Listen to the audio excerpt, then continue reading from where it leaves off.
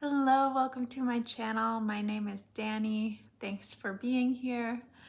In the videos I've made for my channel so far, I've talked about a few of my favorite books and a few of my favorite authors, but I haven't yet talked about them in depth. So I came up with a list of 5 of my favorite authors, and the parameters I used to narrow down this list are that I had to have read at least 3 books from the author that I highly enjoyed. So I rated them 4 or 5 stars, and the books I've read are not all from the same series of books.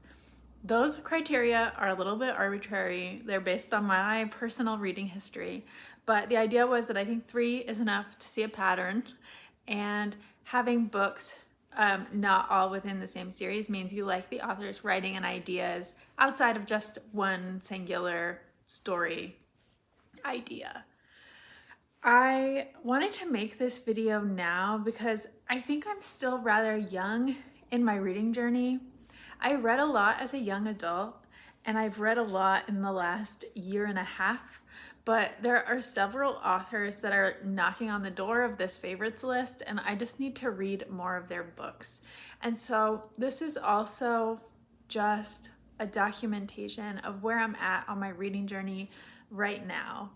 And I would love to hear from you what your favorite authors are and what or who you would recommend to me based on my reading history and my reading taste.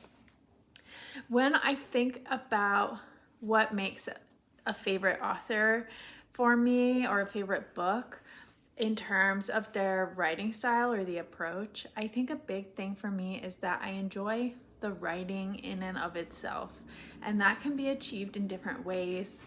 I love an unexpected or sharp or economic turn of phrase. I like when we're playing with point of view and unreliable narrators and unconventional narrative structures. At the same time, my highest rated fiction and my favorite authors are driven not only by the prose, but they tend to be plotty. They tend to have speculative or adventure elements, and they have moments of high stakes or high interpersonal drama. And I realized once again, as I was putting together my notes for this video, that I am a sucker for a retelling or a genre deconstruction. I think I could create a whole video series on that topic, looking through my favorites. We'll see. But with that, I'll explain more as I dive into my thoughts on each of these 5 authors, and I will be going in alphabetical order by last name, beginning with Margaret Atwood. Margaret Atwood is obviously a really prolific author. I think as of this video, she's written 18 novels and 18 books of poetry, plus she has written nonfiction, short fiction, children's books. I actually read her poetry before I read her novels. Not a full poetry collection, but I had just encountered lots of her poems over the years. I remember reading in high school variations on the word sleep. That must be one of her most famous poems. I also would recommend for people who want to check out her poetry the poem Half-Hanged Mary, which contains feminist themes, which also obviously appear over and over again in her novels. The first novel I read from her was Oryx and Crake in 2015. That book and the MaddAddam Trilogy as a whole describes a dystopian future where genetic engineering and transhumanism has been taken to an extreme. I also read The Handmaid's Tale in 2016. It's interesting now to think about reading that before the TV series came out, and the TV series is still ongoing somehow. I haven't kept up with the TV series. Let me know if it's good. Atwood generates these horrifying dystopias, extrapolating from real trends, past and present, and she tells it with such a precise command of the English language. I just remember those being so powerful. However, I think my favorite novel of hers was the one I read last year, The Blind Assassin. And that is historical fiction rather than speculative fiction or dystopia. But it has this story within a story structure that I found super compelling, along with the way the novel plays with secrets and hidden information. I've only read 6 books of hers in total, but there's plenty I would still like to get to one day. I'm a big fan of retellings, so I'm curious about Hag Seed, which is her retelling of The Tempest. If I read that, I think I would want to reread The Tempest as well. There's also Alias Grace. That's another one of her notable historical fiction works. And I'm also curious to read some of her short fiction. Her most recent short story collection is Old Babes in the Wood, so maybe I would start with that one. Next up, and on an entirely different note, is Sarah Rees Brennan. Sarah Rees Brennan is an author that I followed since she was in the Harry Potter fanfiction space. She then moved into publishing YA fantasy, and then last year she published her first adult fantasy novel with the book Long Live Evil. But what I love about Sarah's writing is that she writes with a lot of humor and playfulness, and she subverts tropes and expectations all of the time in her writing. She has this way of taking these goofy concepts and characters and injecting them with real sentiment and emotion. It's been a long time since I've read some of her earlier YA books, but I'm going to confidently recommend In Other Lands as a YA that holds up to an adult read. In Other Lands is an exploration of the children's portal fantasy in which we follow a boy named Elliot from the age of 13 to 17 after he discovers this portal world. It's a tender and delightful coming of age story with bisexual representation, and I just have fond memories of this book from when I read it around the age of 24.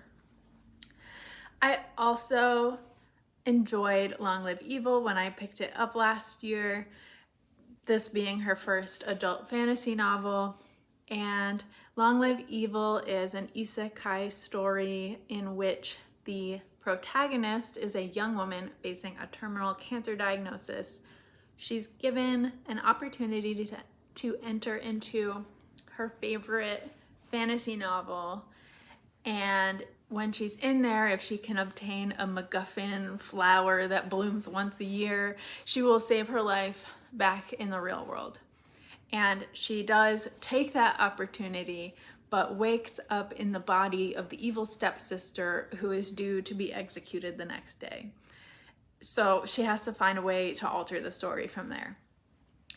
Obviously, like, that one has a lot going on, and I was kind of skeptical at the start because it has this mixture of serious themes and campy satire that's pretty hard to pull off, but the characters and the sentiment really pulled through for me in the end, and I'm looking forward to the sequel to that one later this year.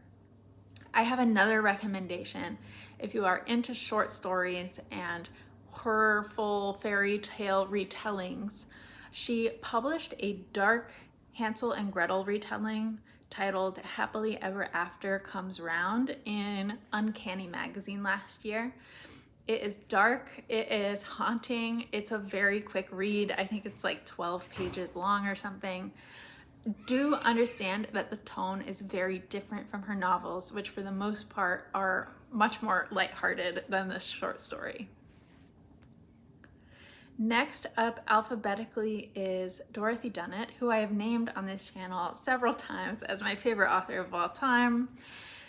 She wrote these historical fiction dramas where the main characters are adventuring around 15th and 16th century Europe, interacting with real people and real historical events. The research is incredibly precise. There are intense political and interpersonal stakes. There's delicious melodrama, and Dunnett has this way of playing with perspective and not always letting you inside the motivations of the characters that creates this really entertaining and suspenseful read. I first read Dorothy Dunnett with the Lymond Chronicles in 2016. I think I tore through all 6 books in that series in 1 year. I was posting book reviews and reactions on my Tumblr at the time, and I remember being so stunned that there was so much engagement from those posts around these books that were originally published in the 1960s and 70s. These books continue to have a lot of fans, and they cast a large shadow in terms of their influence on authors still writing today. Like I said, the historical research in these books is so deep, and Dunnett does not necessarily hold your hand to understand certain historical or geographical or linguistic references. I cannot imagine what it must have been like to read these books in a pre-internet era. I'm very grateful to be reading these, in the 2010s and 2020s. I'm also currently rereading the first book in her House of Niccolò series, so I will have a lot more thoughts to come in future videos. I am reading that book at a pace of 1 chapter per day just to savor it and really digest the writing. If you are interested in checking out her works, I would recommend starting with the first book in the Lymond Chronicles called The Game of Kings. Niccolò Rising is also probably not a horrible place to start. It was published after the Lymond Chronicles, but it's technically a prequel to those, and it's set about a century earlier. So it's set in the 15th century rather than the 16th century. There might be some Easter eggs you miss out on if you don't read the Lymond Chronicles first, but they're probably minor and something you would overlook if you're starting with the House of Niccolò. Dorothy Dunnett was Scottish, and a lot of these books incorporate a lot of Scottish history in particular. She wrote a standalone novel called King Hereafter, which revolves around this composite of Scotland's King Macbeth and Thorfinn the Mighty. I'm sure I'll read that one eventually, though it's a 700-page tome, so we'll get to it after I've finished reading House of Niccolò. My next favorite author is Lev Grossman. I loved the Magicians Trilogy when I originally read it in 2015, 2016.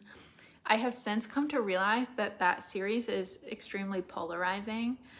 I remember it was marketed as Harry Potter for adults, and it is that in the sense that we're at a magic school, but the lesson is magic is not going to be solving everyone's problems. It pays homage to portal fantasies and the magical schools that come before it. And one of the things that I found really refreshing about it is that the characters are kind of genre savvy. They share these fantasy pop culture reference points. They talk about Quidditch, they talk about the Prime Directive, but it is also a nihilist take on being thrust into that world of magic.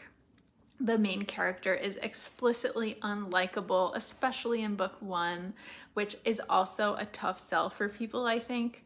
But when I read this series, it was precisely the kind of millennial coming of age story I needed at that time. Grossman since then published some children's books, which I have not read, but he didn't publish any more adult novels until last year when he published The Bright Sword, which is an Arthurian legend retelling. Again, this hit me squarely in the chest of what I am interested in. It is a story that primarily takes place after King Arthur's death, following the remaining Knights of the Round Table as they are dealing with this succession crisis. It also very explicitly deals with themes of post-colonialism, looking at the impact of the Roman Empire on the British Isles at this point in history, looking at the juxtaposition of Christian magic and Druidic pagan magic.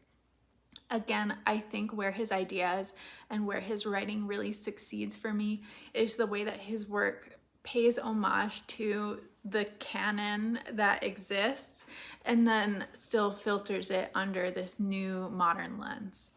I really look forward to whatever he writes next. I think I saw in a Reddit post last year that he was working on writing a space opera graphic novel, so if that comes out soon, I definitely would be interested in it.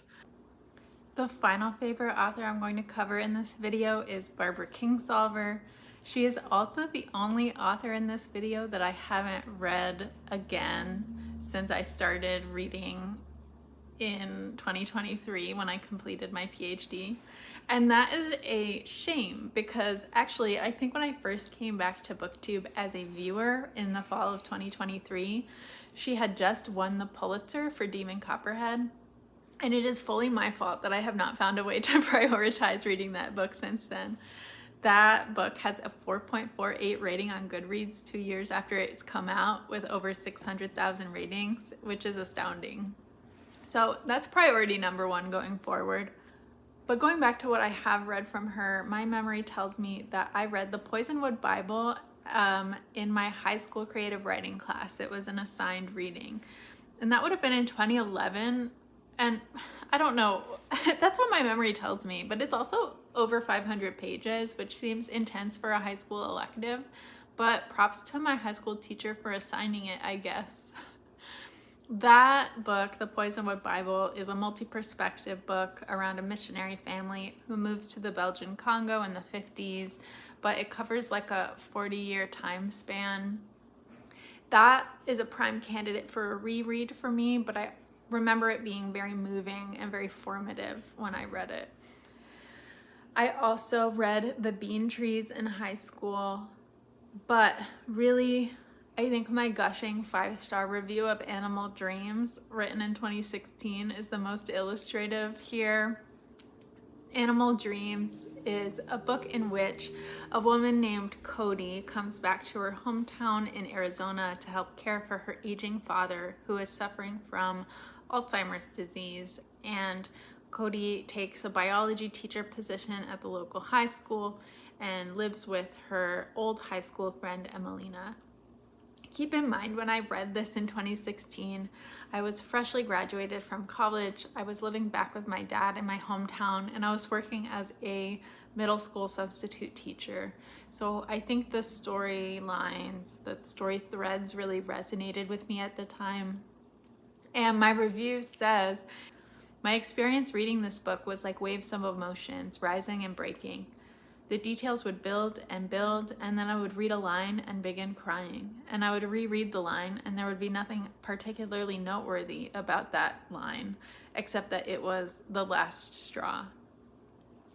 I do think the themes in Kingsolver's books are ones that I find particularly resonant. She writes a lot about family. She writes a lot about found family, our relationship to the environment, coming of age stories. I think she has this great ability to marry personal idiosyncratic micro struggles to larger macro socio-political struggles. If the plots can sometimes feel a little bit predictable or contrived or overly idealistic, for some reason the characters and emotional descriptions hit this place of authenticity for me that I don't really feel manipulated by the plot points in a way that bothers me. So obviously I need to prioritize reading more from Barbara Kingsolver going forward, starting with Demon Copperhead. Here's the thing, I know I don't need to read David Copperfield to read Demon Copperhead, but I think part of why I haven't read it yet is because there is a part of me that wants to read them both in proximity. And I think this is just my love for intertextuality appearing yet again. I love to get the references. Let me know if you've read Demon Copperhead, if you have or haven't read David Copperfield, and how that helped your experience. I also saw that Barbara Kingsolver published a poetry collection in 2020 called How to Fly in 10,000 Easy Lessons that I have seen described as Mary Oliver-esque, so I would be interested in checking that collection out as well. That wraps up my 5 favorite authors of this moment. Like I said, I think there are so many other authors that could be joining these ranks soon, and I hope to make another video maybe in 1 year with those authors. I'm thinking about authors like Ursula K. Le Guin, Percival Everett, Christopher Buehlman, and Vladimir Nabokov are all authors I think could be favorites. I just need to read more of their work. If you're still here, I hope you enjoyed learning a little bit more about my reading history, my reading taste. Please let me know if you have any recommendations. What are your favorite authors? What makes someone a favorite author for you? Thanks for watching, and until next time.